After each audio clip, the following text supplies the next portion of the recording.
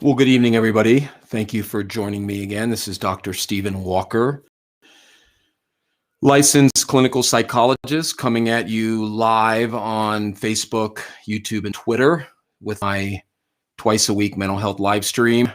Why am I doing this mental health live stream? Because I'm crazy to see patients all day long, 8 to 10 hours a day, 5 days a week, and then do this 2 times a week. That's why. I am certifiable. No, I'm kidding. But I'm doing it because I'm trying to normalize conversations about mental health, mental illness. I'm trying to help people understand that working with a psychologist, a counselor, licensed psychologist, licensed counselor, whatever it may be, no different than going to see any other doctor, any other gist, any other dentist, cardiologist, rheumatologist, endocrinologist, whatever other ist. We're the same. You know, I think the problem that we have in our culture is that, of course, we stigmatize mental illness, mental health, and we all have a degree of mental illness. We don't talk about it. We don't deal with it. So it stays hidden away in these locked little places in our head. And we just suffer needlessly when there's plenty of people out there, trained people, that can help and help you alleviate some of those painful emotions that you have. So tonight's topic is how to overcome imposter syndrome. You see imposter syndrome memes. You hear people talking about imposter syndrome that really have never worked with imposter syndrome, have never dealt with people who feel like fakes or phonies. They have watched some YouTube video or they've read something about it and now they're an expert on imposter syndrome. I'm going to talk about what imposter syndrome is, what imposter syndrome isn't, and how to manage that. So please, if you're watching this live, please share this. If you're catching this after I post it and you like it, please share it. Remember, I am trying to just get people to start talking about their issues because there's nothing to be ashamed of. If you talk about your dental issues, if you talk about your physical issues, if you talk about any other issue, your allergies, whatever, you're, oh my God, I got a bad back, you know, nothing to be ashamed of. Just to remind everybody again, helpahuman.org, okay? What is helpahuman.org? It's a fund I've set up that you can donate into that maybe you don't need any mental health help or you don't feel you have anything to work on. There's tons of people out there who don't have health insurance, who don't have the ability to pay for their treatment. This is a fund that you can donate into, and 100% of the proceeds go towards helping somebody in need of treatment. And you might say, well, just give it away. Just work with people for free. Would love to. If you work for free, you should work for free too. But the reality of it is this is an economic society we live in, and it's very expensive to run a practice. And I wish I could give all my services away. If there's a multimillionaire out there watching this and you want to do something with your money, I would love to give my services away for free. Love it. Please fund the fund so I can do it. Anyway, let's talk a little bit about tonight's topic, which is how to overcome imposter syndrome. So what is imposter syndrome? What isn't imposter syndrome? Hey, Kat, Penny, Rachel, how are you? Thanks for watching. Please share this, guys, if you're watching this. Let's talk about imposter syndrome. So what you see on, and again, remember, I don't need to remind you, but I'll remind you anyway. Please share this if you're watching this, and please ask a question if you have a question about this topic or about any other topic, okay? You can ask me anything. I start a topic, as I've said before, if you're new to this, and then we can deviate into anything that's on somebody's mind that they may need some help and support on, okay? So please do not hesitate to ask a question or make a comment about this topic or any other topic that's on your mind. So let's talk about imposter syndrome. So people are getting fed a lot of misinformation about imposter syndrome. So let's talk just briefly about what the sort of pop psychology, the social media idea of imposter syndrome is. So the basic idea of imposter syndrome, and it's being fed by a lot of imposters, but that's a whole nother issue. The basic idea about imposter syndrome is that if people really found out the real me, they wouldn't love me. If people see through me, as a client I was working with today said to me, that the person was afraid that people would see through the exterior that they project, and they would see the real you. They would see that insecure, that scared part of you that we all have. We all have that hurt, weak part of you, which is, again, one of the reasons why most people don't talk about why mental health is stigmatized, is because weakness is stigmatized in our culture. Weakness, fear. We have this fear of craziness, of going crazy. And again, I'll ask you, who do you know that doesn't have issues? So imposter syndrome comes in and tells people, hey, this is not the real me. This put together, whatever I'm projecting out into the world, is a veneer, is a facade, as I've heard thousands of times working with people. It's a facade. We have this idea that the scared, negative, the broken parts of us are the real us. Okay, let's talk about that for a little bit. So if I were to say to you that the other night my wife showed me her true colors, what would you immediately assume I meant by true colors? What would you immediately assume? Anybody can respond, or you can think about it for a second. So if I said to you, my wife showed me her true colors, what are those true colors that she showed me? Okay. Well, what are they? Whenever we hear that, what do we normally, or what do we immediately jump to? We jump to the idea that the true colors are negative. The true colors are something bad. Now, why is that? Why is that we assume that when somebody says, exactly, Rachel, something negative, we assume that? But why, Rachel? Why? Right, Colby, exactly. But who would the real self? Is that a positive self or a negative self? That's the key that we need to begin examining when we talk about imposter syndrome. Why do we default to the idea that the negative part of us, the broken part of us, the part of us that we don't show, that's the real self? Why do we default to that? Why? I don't know if you've ever thought about that, but why is it that we default to the idea that true colors are negative? And you know what I'm going to say to that? Conditioning, learned behavior, not trying to put down religion. I'm not putting down religion. Religion is a big part of that. Religion makes us believe that our true self, we're born sinners. Our true self is evil, is bad. That's the real you that needs to be, you need to be in the flock and repent. Not only religion, but it's also cultural. We believe, we are trained, we are conditioned to believe that the real self is the imposter. So that's what, the negative is the imposter. The negative, that's the real you. So what do? What is imposter syndrome? Oh my God, I'm a put together businessman or businesswoman, but people don't realize how scared and insecure I am inside. That must be the real me. That's the real me. Or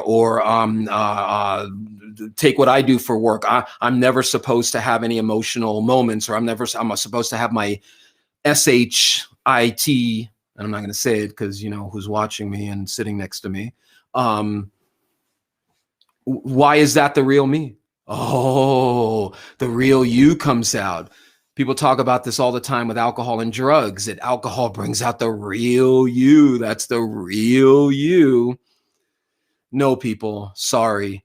Alcohol, drugs do not bring out the real you. Alcohol is an accelerant, okay? And drugs are like an accelerant. What they do is they enhance and bring out parts of our personality, much like throwing gasoline on a fire. The gasoline that you throw on the fire and the fire erupts, that's not the real fire. That's the gasoline burning off. So getting back to my original question, when I said to you the other night, my wife showed me her true colors. Well, let me tell you what happened. Had a mini health scare that is thankfully has cleared up, and I'm a healthy guy. I don't generally get healthy. And I'm one of those, people who genuinely believes in that our thoughts and emotions affect our ability to heal. That's a whole nother issue that I'm going to be releasing very soon. So I had a meltdown. I had an emotional meltdown. I broke down thinking of something happening to me and not being able to spend time with my son and not being able to, provide for my family. And she was right there with me. She held me. She let me vent and cry some things out. Felt much better. Now, some people might say, oh, that's the real you, man. That's the real you. Well, let me tell you something, people. That is a part of me. Okay. Imposter syndrome, this idea that we have to conceal parts of us out of fear of being negatively judged. Well, hey, welcome to live TV or live streaming, is the reason why we have the kind of culture we have, the reason we have an opioid epidemic, the reason we have people who are so insecure and afraid to show it, is because many people are convinced that that is the real self, that is the real you. And it's not. It's a part of you, but it's not the real you. And imposter syndrome, and all these people talking about imposter syndrome online, and this is the imposter syndrome, and I feel like a phony, and blah, blah, blah, or telling you how to work with imposter syndrome. The reason they don't know, and I'm going to get to the punchline in a second, but the reason they don't know what imposter syndrome really is because they don't have any experience in the field. They don't have any experience working with mental health and mental illness and carrying caseloads and seeing people and training and years of training. So they immediately default to the surface idea, the idea that the person that you're concealing is the real you. Okay. This is one of the fallacies about imposter syndrome, that imposter syndrome is that negative, scared, insecure, whatever you're concealing, that's the real you. Everyone has that part of them. Everybody has, like I've said before, everyone has issues. Everyone has an insecure, scared part of them that they are concealing from the rest of the world, and they think that they're the only ones that have it. So again, please remember, please ask a question. Please share this. Please ask a question. Please share this. Remember, these live streams work only because of interaction with you. So if you're struggling with imposter syndrome, if you're struggling with something insecure about yourself, engage with me about it. Talk about it. This is the way we're going to work on. This is the way you've got to get used to talking things out of you. You've got to get used to the idea that it's okay that I have these issues, that I have something in me that needs to be worked with.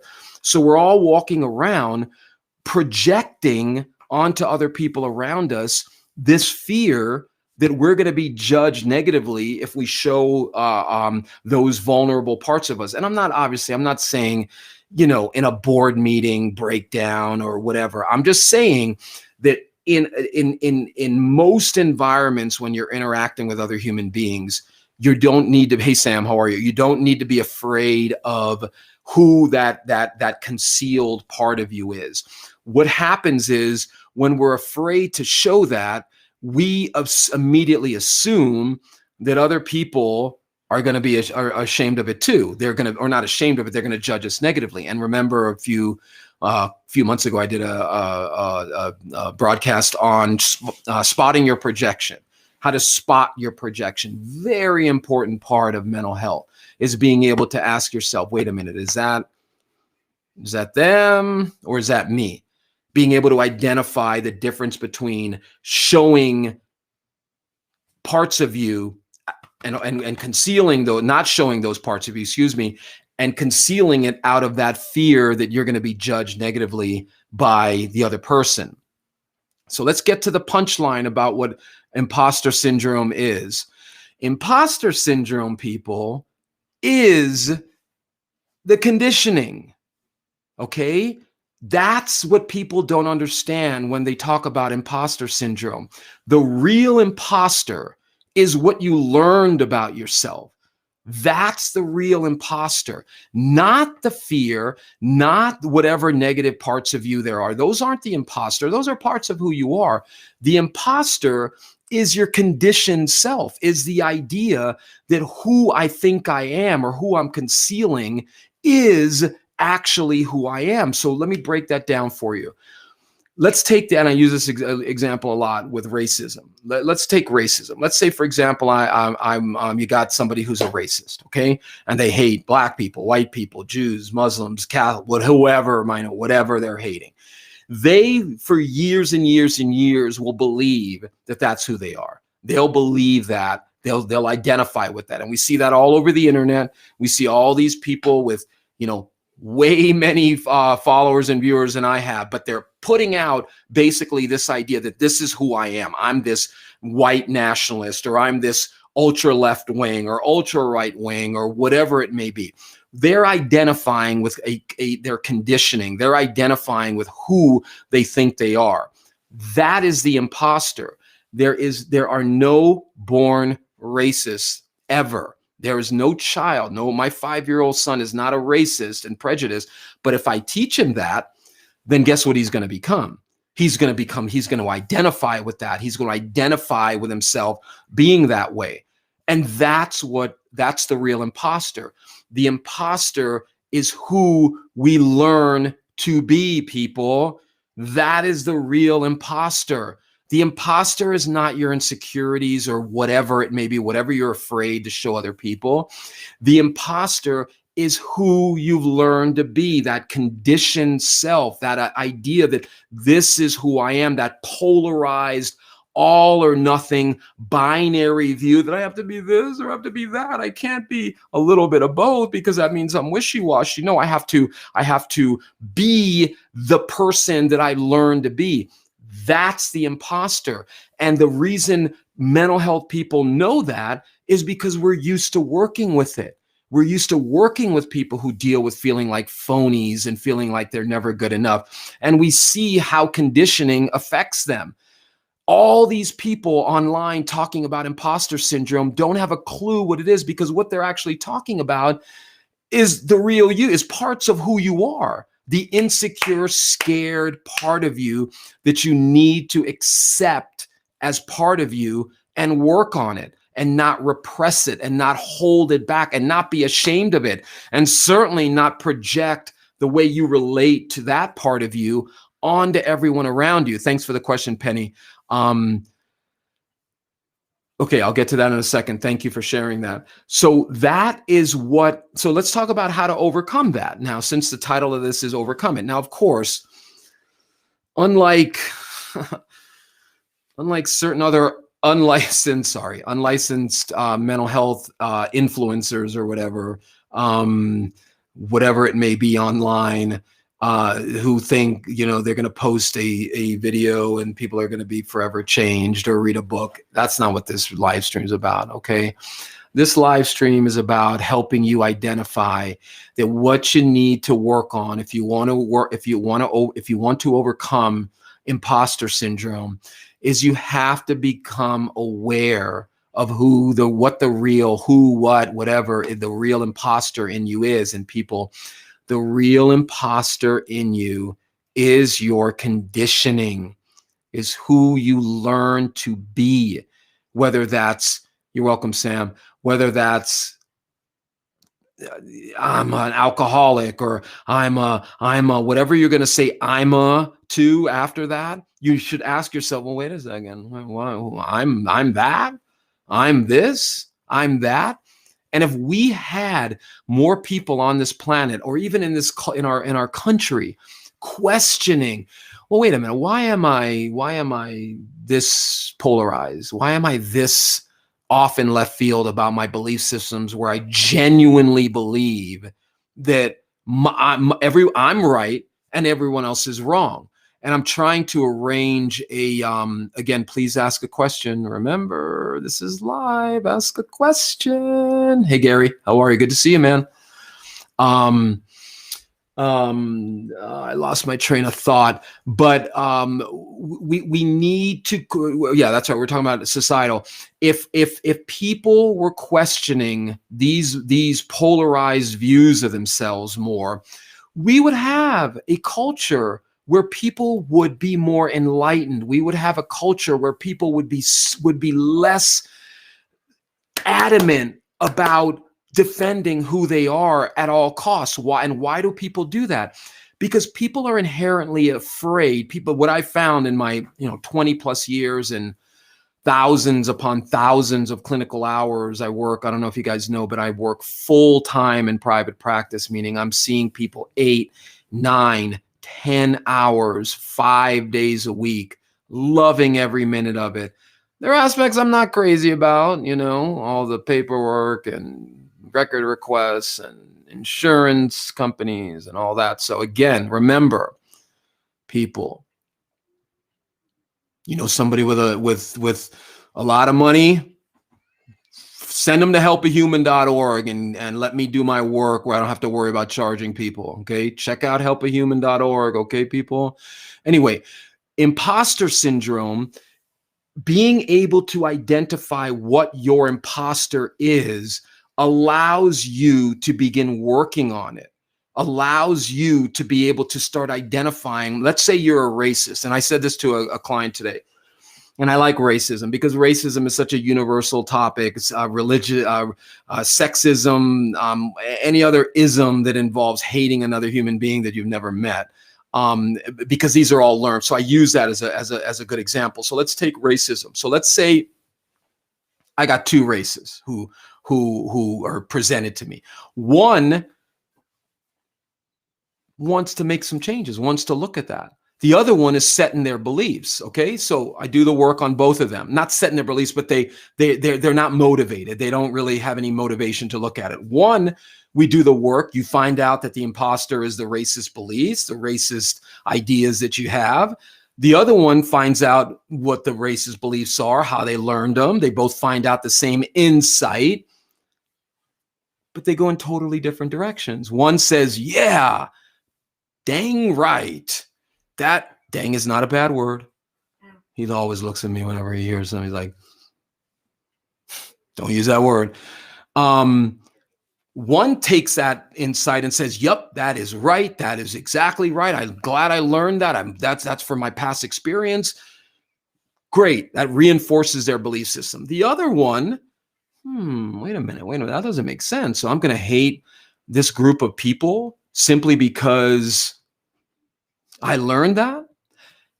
Racism is the imposter. Sexism is the imposter. Hating all liberals is the imposter. Hating all Republicans or conservatives is the imposter. Hate in general, when you direct hate at an exterior person and you're not questioning why you hate that person, you're an imposter because you're allowing all that conditioning to affect how you're feeling without stopping and thinking about it. That's why the live stream I did a few weeks ago about mindfulness, that's one of the keys to becoming more mentally healthy. Mindfulness, the ability to think about your thinking, the ability to be aware of what you're thinking about. That is the beginning of the questioning process. That is the beginning of you asking yourself questions like, why am I this way? But see, the problem is the reason people don't want to work on that imposter syndrome, that conditioned belief system, is because it breeds insecurity. There's a period of time where you go through, you're like, well, damn, if I'm not this, then who am I? What am I? And those existential questions come in the beginning with some insecurity because all of a sudden you don't know who you are. But that's just the beginning. That is just the beginning of the process. The key to overcoming, let me put that back up here. The key to overcoming imposter syndrome is to work on the conditioning, to become aware of the conditioning as it's affecting you. Not an easy process, depending on the severity of the conditioning, the length of the condition, the duration of how long you've been asleep, so to speak, and if there's any trauma that came with. if there's any trauma, or we've all had some degree of trauma, but if there's any trauma, it just intensifies the belief that you are broken, you are damaged for life, that you're never going to be able to heal. And I just don't believe that. I'm sorry. I have been in this field long enough to see people make changes. Now, do they become, can a motivated racist who doesn't want to be a racist anymore, will they become, I don't know, Gandhi or Martin Luther King or Mandela or John Lewis or whoever championed civil rights? Maybe. I don't know, maybe. But you know what will happen to a lot of those conditioned beliefs? They'll be eroded down. They'll be eroded down. They're not gonna, and they can then choose, okay, cool, I'm good with this. I don't know. But that's the key, people, is motivation, okay? One of the main ways to any change process is motivation. And I've worked in many treatment facilities, alcohol, drugs. I've worked with sex offenders. I've worked in prisons. I've worked in schools. I've worked in multiple clinical settings. And motivate, there's a whole therapeutic modality called motivational interviewing, and it's all about how to elicit change, talk in people, and work with people so that they can be more motivated to make changes.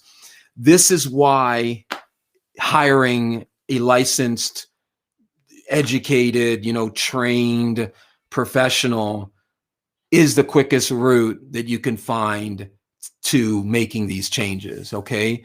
The reason, like we talked last week about, or yesterday or 2 nights ago, about how to achieve more potential, people want these quick fixes, man. They want quick fixes. They don't want to do the work. They don't want to get into it. They have this belief that doing this work is going to take years and years and years and years, and it doesn't need to. It really doesn't need to. Depending on your degree of trauma, then you can determine, how far you want to go and where you want to go. So this is, I could do weeks on how to overcome imposter syndrome, but the basic idea of the beginning, the first step in I'm going to get to some questions now. So I hope you guys are still with me. Yeah, definitely, Kat. Let me get to that in a second. But one of the first steps is identifying what imposter syndrome is and what imposter syndrome isn't. Okay, what imposter isn't is what you're seeing online, what you're seeing other people who are untrained and they have no experience working with clients. They don't have any experience in multiple clinical settings. There's not a nuance. So they believe that one size fits all. Like that book, The Subtle Art of Not Giving an F, is the most, don't even get me started on that load of whatever. The idea that you're gonna put forth people aren't that subtle, brother. Whoever wrote that book, they're not that subtle to pick up on the differences that what you're trying to say. So what they walk away with is, I don't have 2 F's to give. I don't have, and yeah, okay, you made some money, but you put out a disinformation campaign that is having blowbacks in our society, where all of a sudden it's cool not to care. It's cool. I don't give an F. I don't have 2 F's to give. And let me tell you something, people, if you can identify within you that you don't have 2 F's to give, or you don't give an F or whatever, you need to work on that, because not caring is not healthy. Okay. Multiple mental illnesses are associated with not caring. Okay. It's how you care. And whoever wrote that book stole psychological concepts from people like me and in this field, and tweaked it to be this, because he's a good writer, I'll give him that, and tweaked it into this load of dribble that has no sense of. Anyway, let me get back to imposter syndrome. I apologize. I do get worked up about this, because people don't understand that you get so many people coming at you who have read this self-help book, or gone to this seminar, or got shystered by somebody who said, oh yeah, I got the quick fix for you, man. And they walked away with their money, and a month or two later, they're right back where they were, and actually worse, because of the boomerang effect. What's the boomerang effect? You start at a certain level, you bounce up, you don't get what you need, you boomerang down. Okay? You boomerang lower. The first step in overcoming imposter syndrome, okay, is identifying what is your imposter. What is your conditioning? What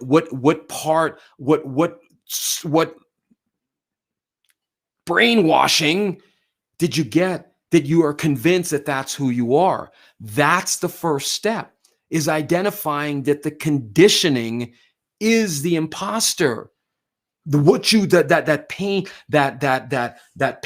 that you're identifying with as who you are or who the real you is trauma, is the conditioning that you need to be working on, people. Okay? Imposter syndrome, the feelings of being a phony, the feelings of being fake that we all have, guess what that is?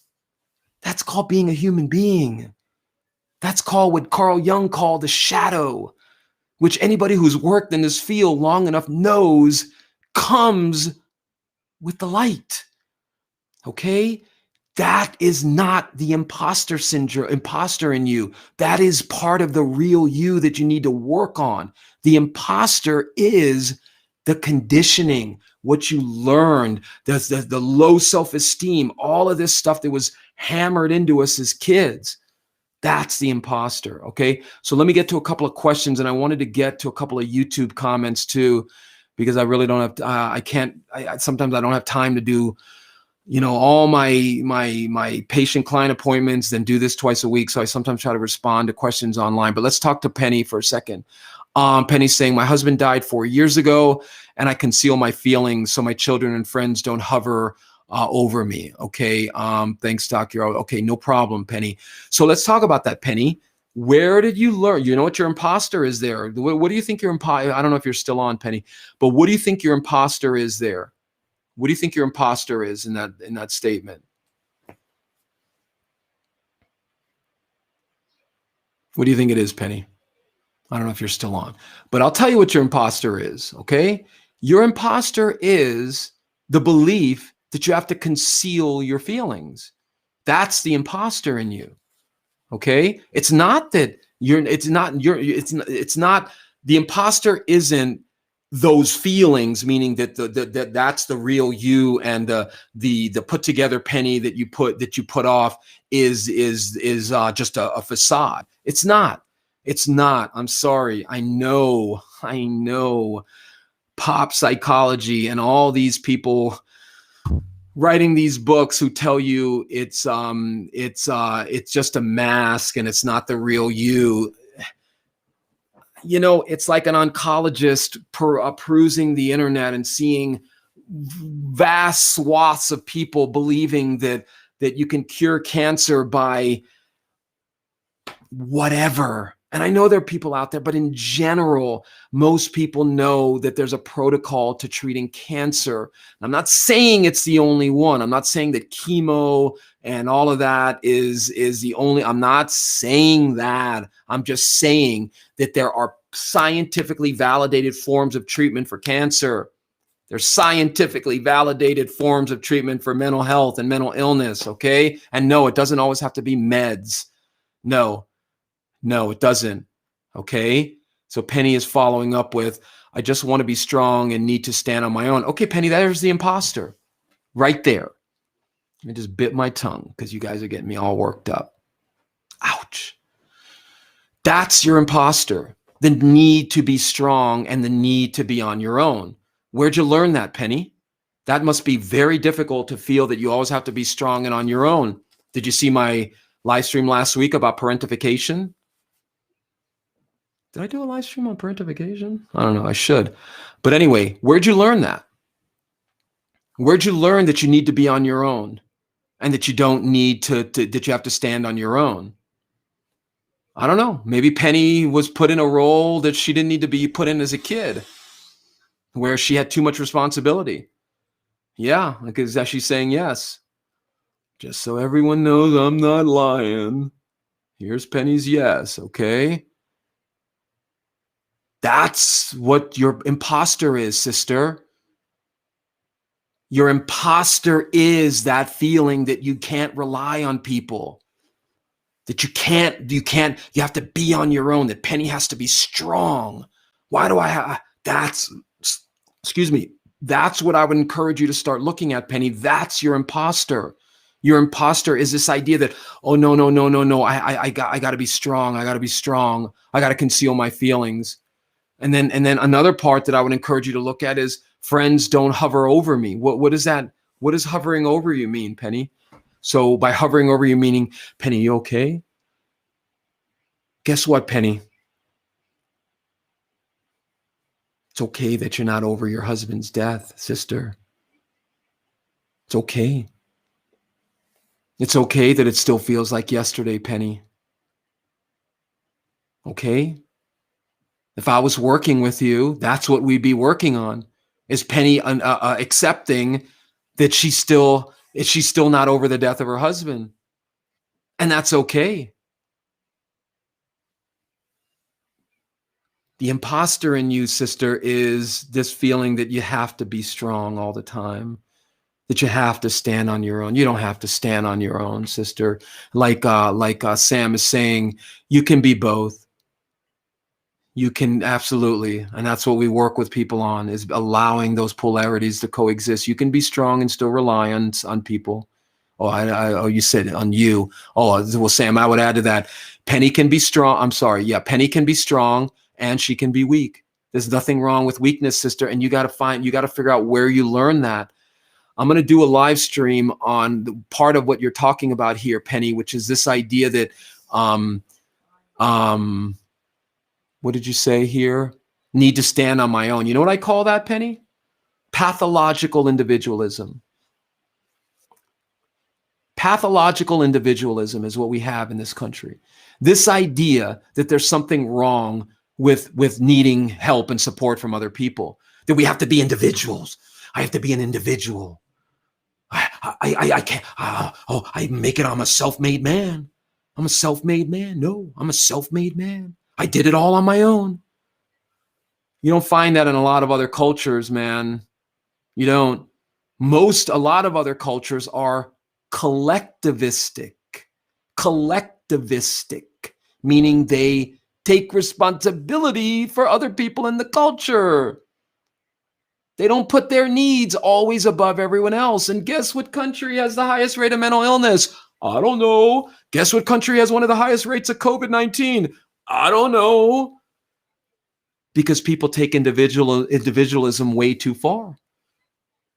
So I'll do a talk on that, but that pathologicalindividualism.com, I own that domain name, but pathological individualism is why we have the amount of mental illness we have in this country, because people are so isolated. People like Penny suffer a huge loss in their life, the loss of their husband. I don't know how long you guys were married, but if you have children, I would imagine it's at least 10, 15, 20 years. And Penny is struggling with that. Well, I shouldn't assume that, Penny. Maybe you guys weren't that close. I don't know. But my sense is, from what you're saying to me, is you are still grieving the loss of your husband. You're afraid to show that because, again, you know what people say to us in this culture all the time. Let it go, Penny. Get over it. And then Penny buys into that. So she conceals her feelings, and she doesn't want people hovering over her because if they hover over her, then that means she's weak. She's hurting. And I don't know where you learned that, sister. I don't know where you learned that there's something wrong with hurting and still being hurt by the loss of your husband. Okay, Penny? So Penny, I'm going to prescribe a pill for you, okay? And I'm going to administer that pill for you right now. It's called the It's Okay pill. I want Penny to look in the mirror tonight and say to herself, it's okay. I'm still hurting from the loss of my husband. It's okay. It's okay. And I don't need to conceal my feelings. Where the hell did I learn that? Where did Penny learn that she needs to, he didn't hear me say that good. Where did Penny learn that she needed to conceal her feelings? That's what I'd be asking myself. Wow. Man, so Penny just posted that if her husband was still alive, this would be 49 years together. Wow. Well, my sister from another mister, and I'm going to move on. I don't want for you to feel like I'm just, keying in on you. You know what this means, right?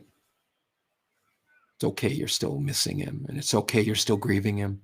And you need to make that okay with you. You need to take massive doses of the It's Okay pill. And Penny needs to say to herself, it's okay that I still miss him. It's okay that I wish he was still here to celebrate 49 years together.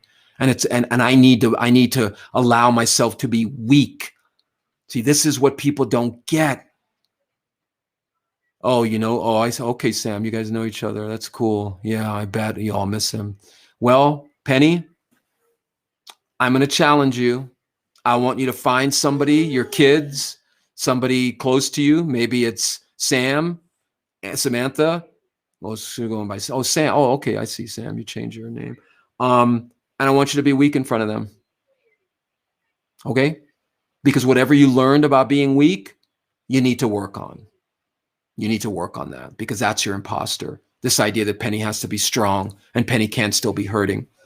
But it starts with you looking in the mirror tonight, sister, and telling yourself, it's okay that I still miss him. It's okay that I'm still grieving his loss. I'm not trying to be the bearer of bad news, sister. You might never get over that. And you know what?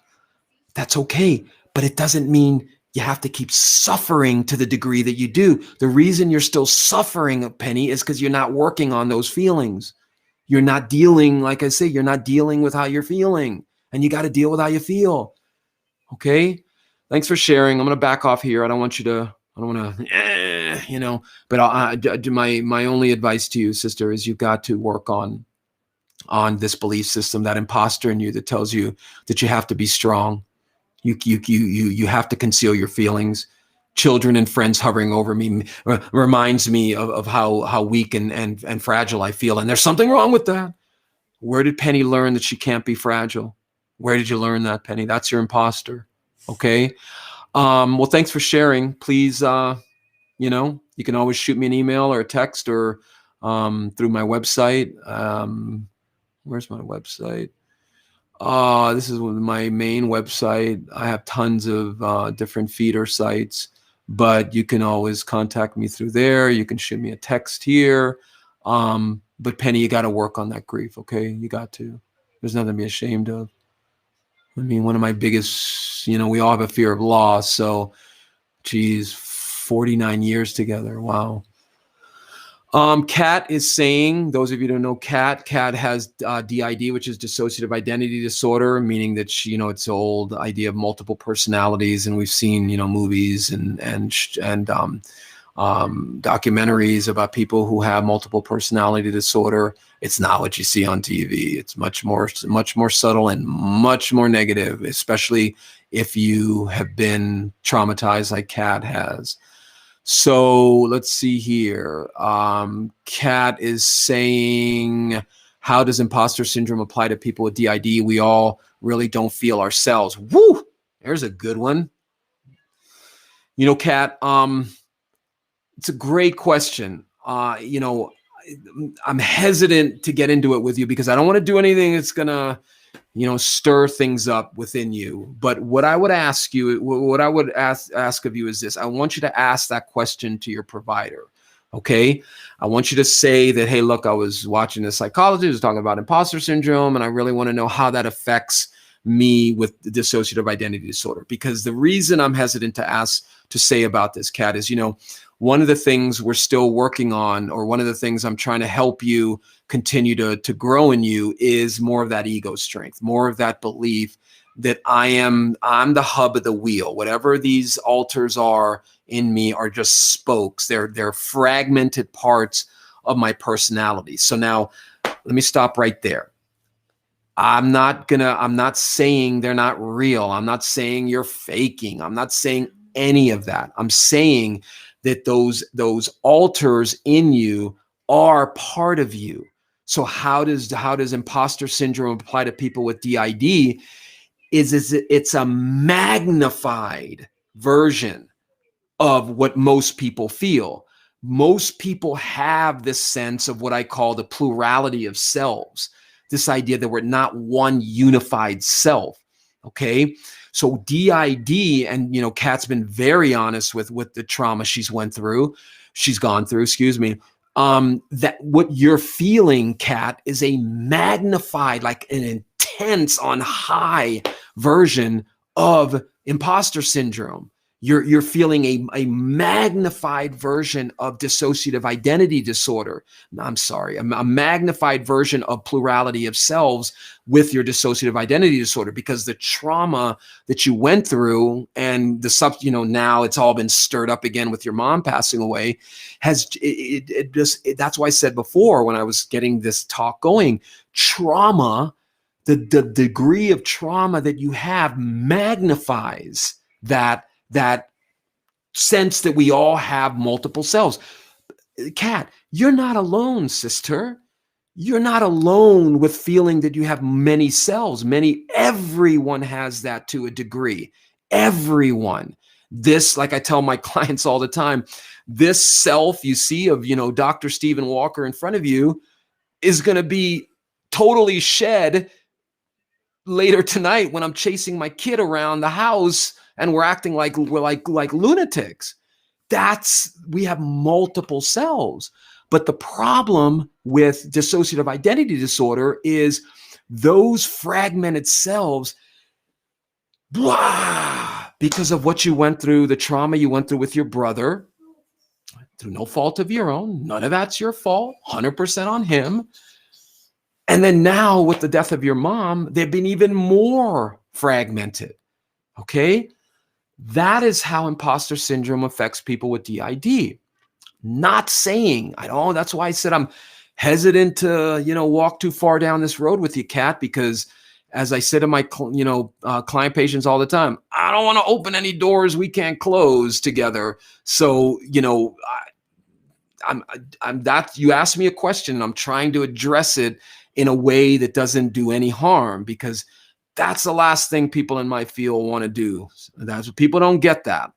Our nightmare, well, I shouldn't say everyone, because I don't know how much people care about their patient clients. I know how much I care about mine.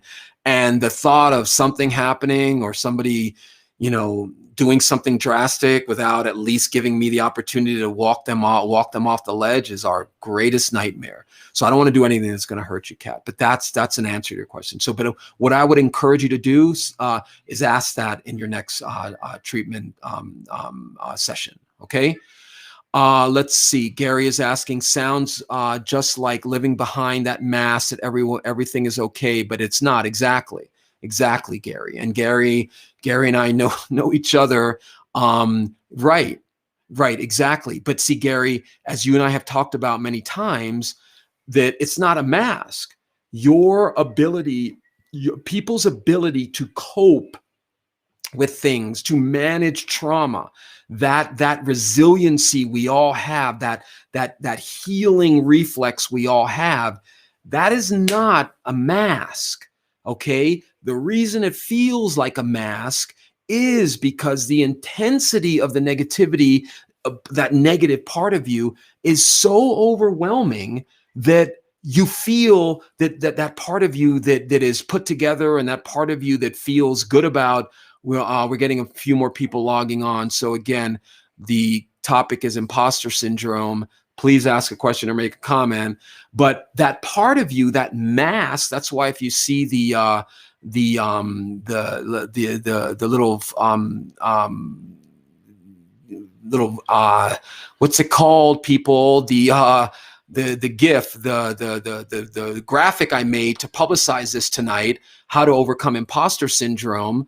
That is not a mask. That's why I put that there, because there's this belief system that it's a mask.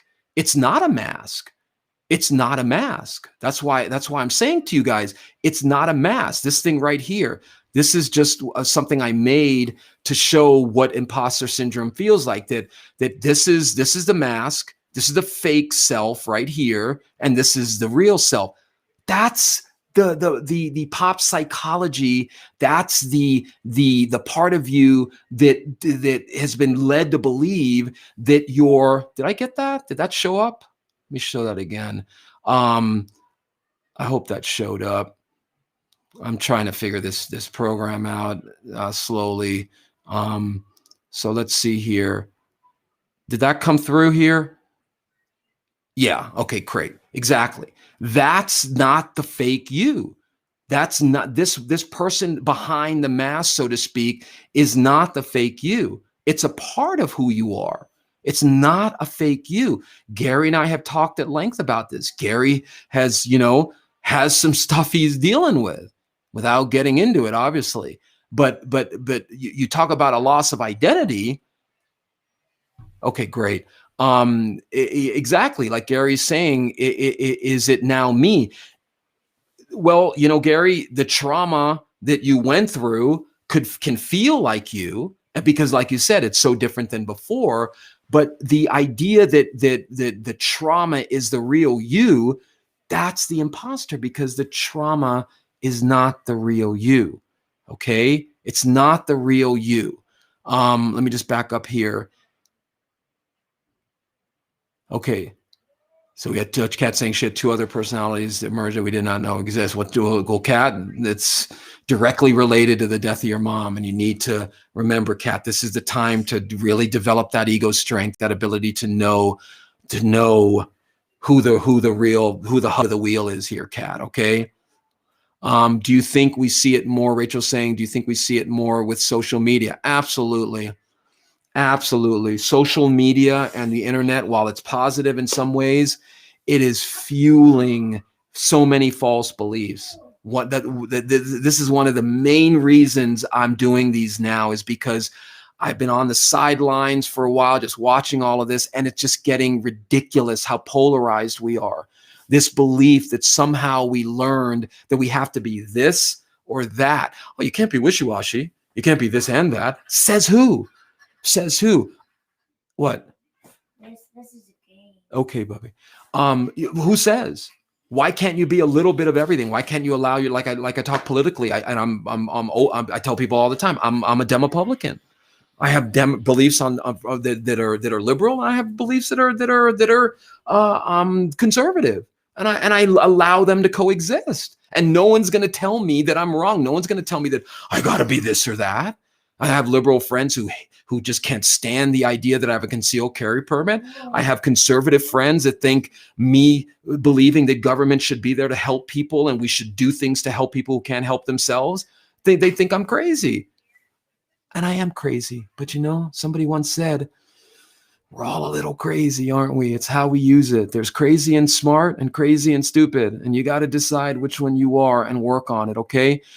So just getting back to Gary's questions, and it is so different from before. And that's the work that needs to still be done, my brother. That's the work that you need to keep healing. Now, when you have physical pain on top of that, when you have, issues in your environment, as we've discussed, that I'm not going to, obviously get into, but it makes it difficult. It makes it difficult. You've been dealt a serious blow, my brother. And the more you can talk about it and work through it, the hope is the more it'll be alleviated. Okay. So anyway, back to Rachel's question real quick before I log off.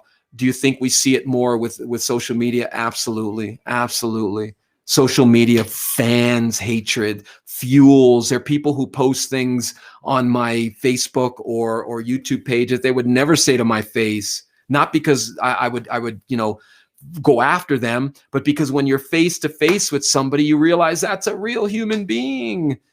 That's a real human being that you're calling an FAG that you think is so funny. And does it crush me? Of course not. It doesn't. But what it does is it illustrates the point that people can hide behind pseudonyms. You know what I mean? Fake screen names. Put your real name out there. Put your real name out there and then comment. Don't hide behind some fake name and be tough. Okay? We're all human beings. So yes, social media has a dark component to it. Absolutely. It fuels disinformation, fake news, really. Imposter syndrome, what everyone believes to be imposter syndrome is actually fake news.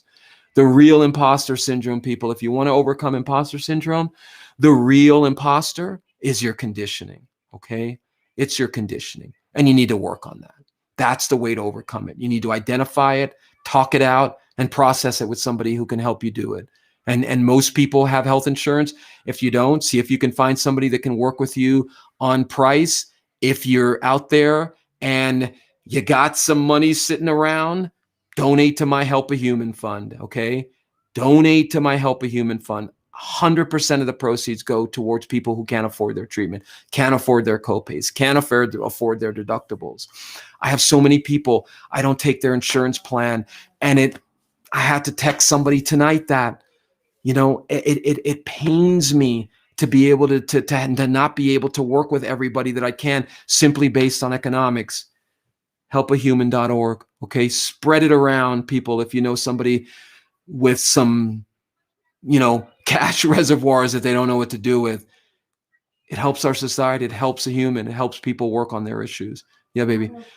So, all right, well, that's it. Let's see. Yes, be a man, you wuss, not you, doc. Yeah, I hear you. Well, it's funny you say be a man. I don't know what you're referring to, Sam, but I know what you mean. But again, that again is a cultural thing that men are supposed to be, strong or whatever. And I actually did my master's thesis dissertation on what it means to be a man and how those are cultural things that we learn, and men internalize that, and they don't want to share their emotions, and they don't want to be emotionally intelligent, so they struggle and don't do anything about it. So, show your face. Exactly. Yeah, exactly.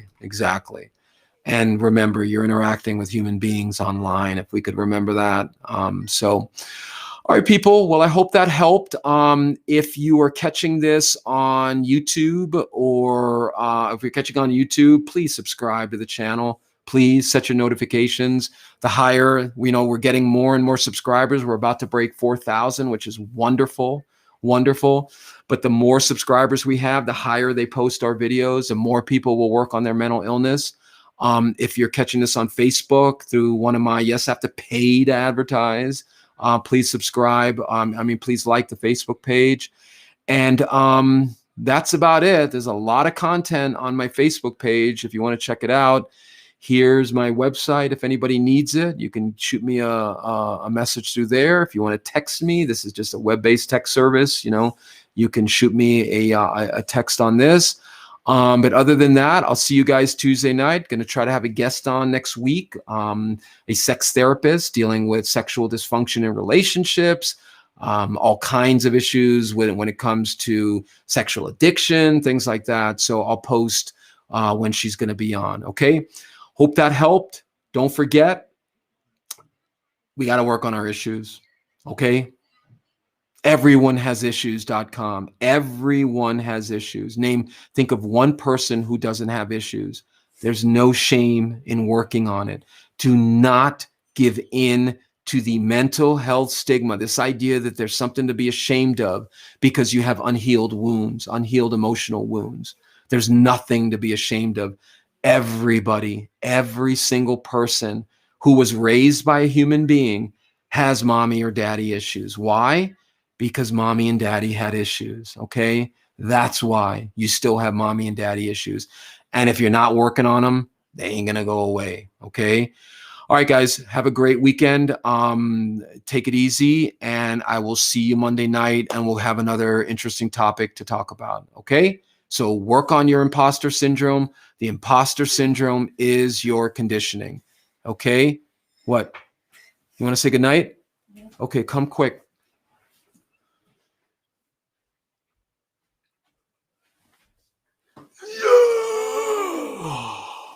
Okay, say goodnight. Anything you want to say to all the good people? Good night. Okay. Love you. Love you too. Take care, everybody.